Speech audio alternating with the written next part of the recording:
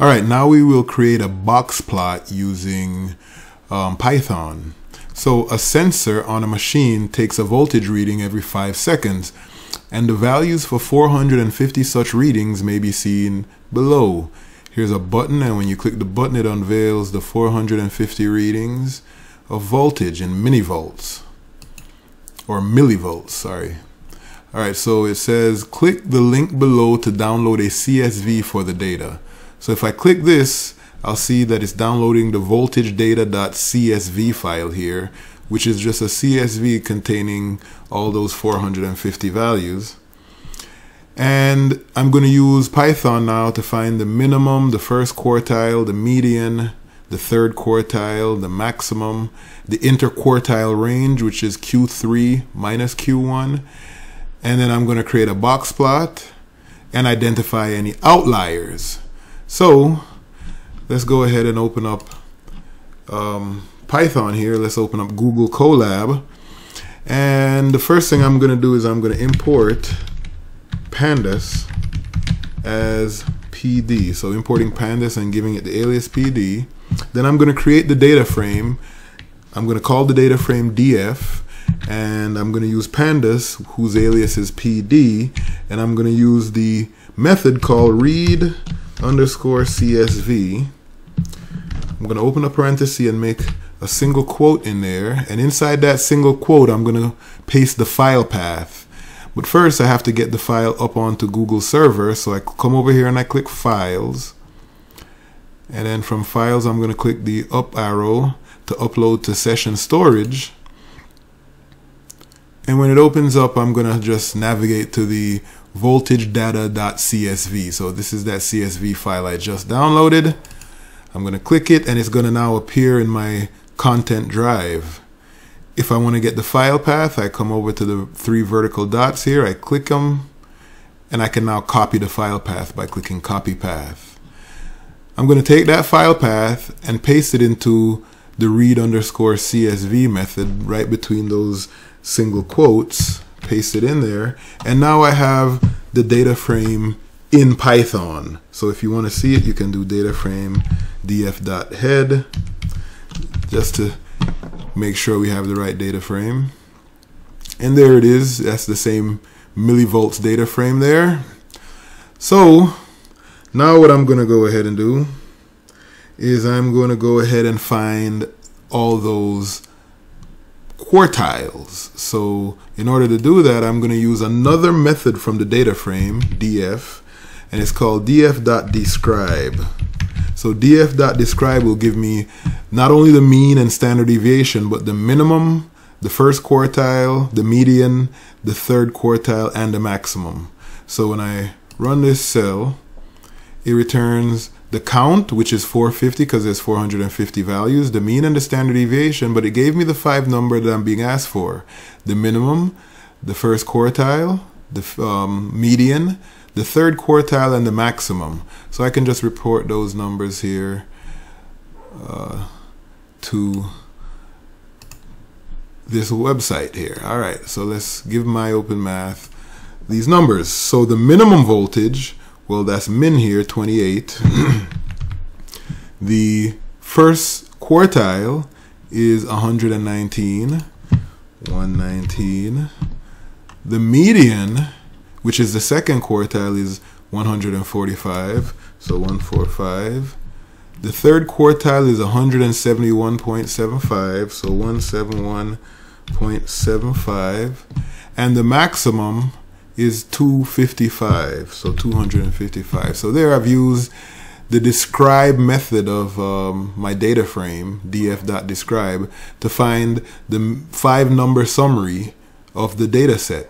And then in order to find the interquartile range, the interquartile range is just the third quartile minus the first quartile, which would be 171.75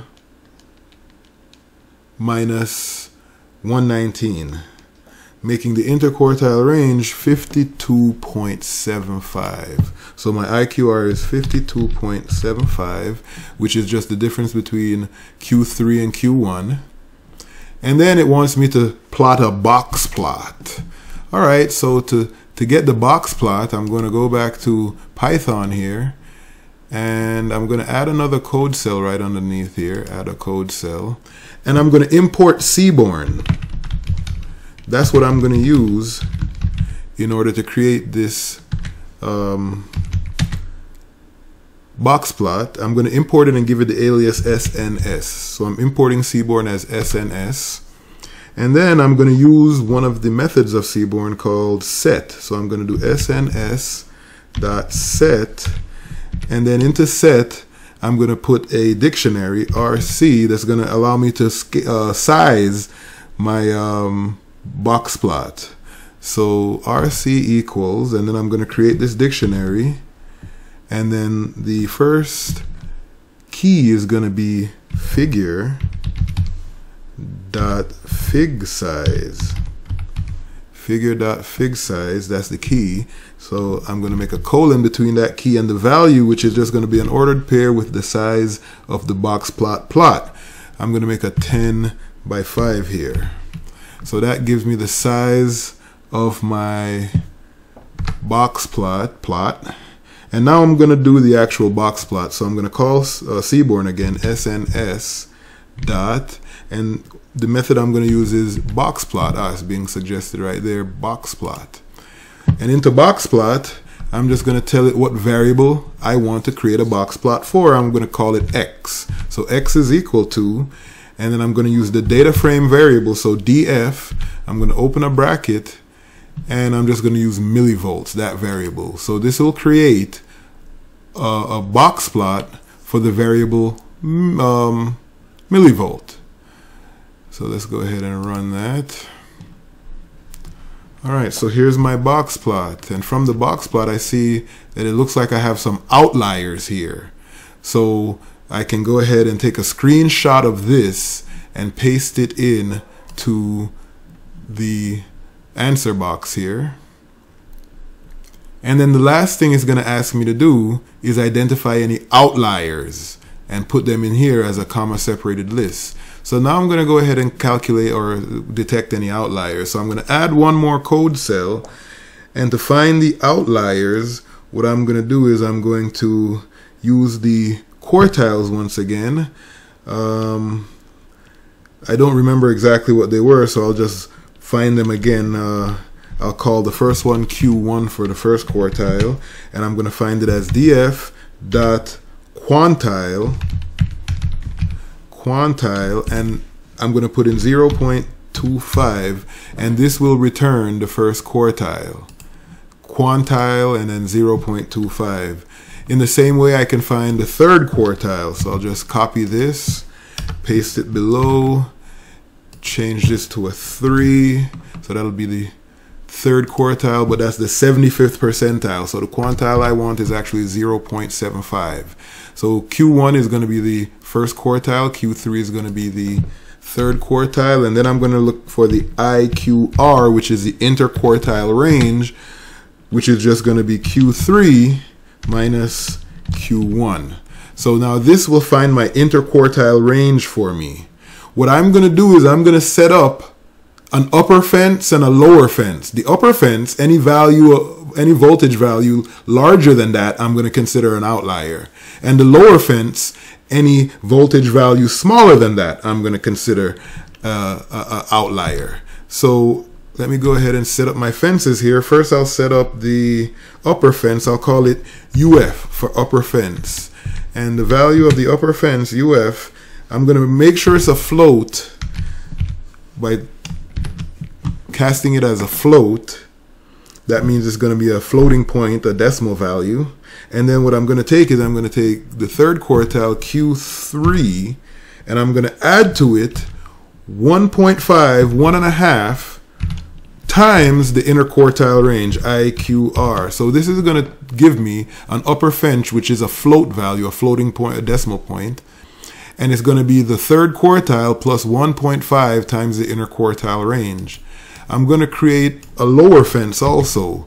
I'm going to call the lower fence LF. So let me just paste this.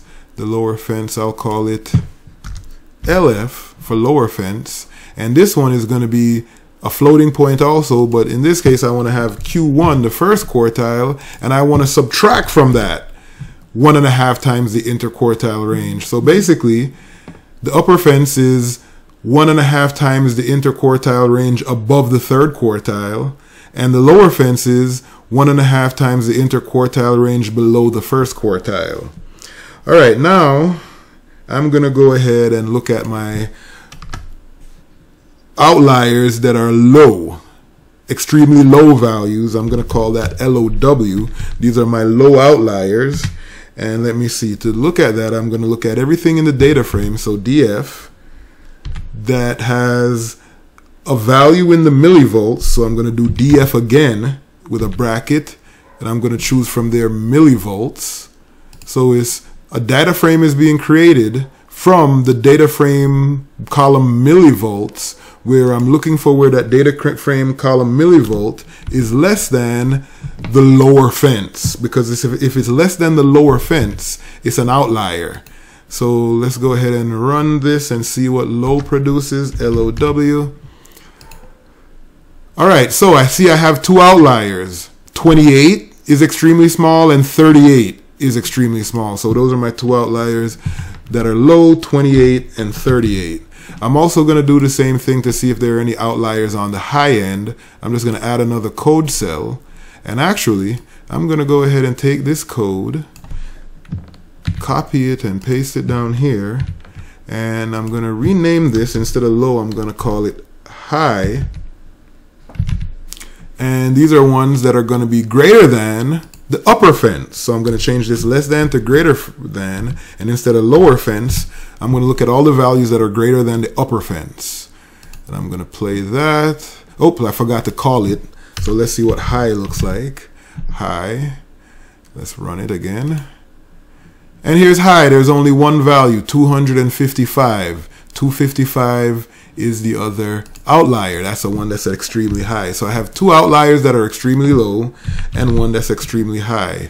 And if you take a look back at the box plot, that makes sense. There's two really low outliers and one really high outlier. So that's it. That's what it is looking for there. So all the quartiles, the minimum, maximum, the interquartile range, and of course the outliers. Now this question here is actually graded by hand, so wouldn't grade that. That's why I didn't paste anything in there.